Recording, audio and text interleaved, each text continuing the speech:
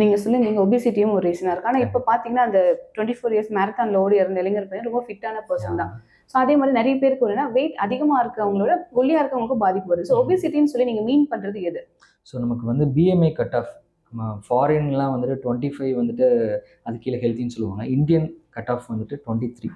So 23 to 27 over weight, 27க்கு மேலே போனாலே obesity. So ஒபிசிட்டியை வந்து சென்ட்ரல் ஒபிசிட்டி, நம்ம ரொம்ப ஃபுல்லாக குண்டாக இருப்பாங்க, அதை விட சில பேருக்கு இந்த தொப்பை ஜாஸ்தியாக இருக்கும். ஸோ அந்த மாதிரி சென்ட்ரல் ஒபிசிட்டின்னு சொல்லுவோம். அதான் இன்னும் adds up to the risk. So இது நாளைக்கு அப்புறம் இன்சுலின் ரெசிஸ்டன்ஸ் வரும், இதனால டயபெட்டிஸ், அப்புறம் மெட்டபாலிக் சிண்ட்ரோம்னு சொல்லுவோம், பிபி ஜாஸ்தி ஆகுது, கொலஸ்ட்ரால் ஜாஸ்தி ஆகுது, எல்லாத்துக்குமே இது ஒரு பேஸாக இருக்குது ஒபிசிட்டி அப்படின்றது. ஸோ இது நம்ம வெயிட் ரிடக்ஷன் பண்ணுறது மூலமாக இதோட ரிஸ்க்கை குறைச்சிக்க முடியும்.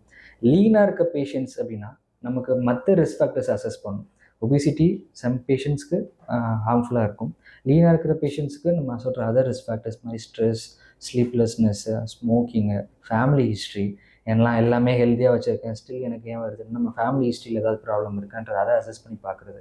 இது மூலமாக நம்மளோட ரிஸ்க்கை கேட்டகரைஸ் பண்ணிக்க முடியும். இதுக்கு if needed you can approach your doctor to risk stratify your self and based on that உங்களோட லைஃப் ஸ்டைல்